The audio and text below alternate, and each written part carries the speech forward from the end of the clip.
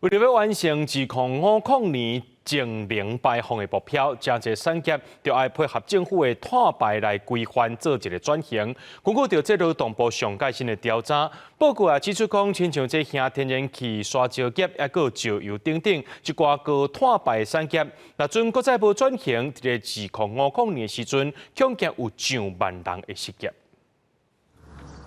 车路顶面会当看到规排电动奥多摆，这是因为最近环保意识愈来愈加强，为着要减碳减碳，做伙拼2050年净零排放的目标，真侪产业拢开始转型。产业要转型，影响上深的就是劳工。燃气供应业、个砂石业、个石油业，因若无转型，会变成讲足侪。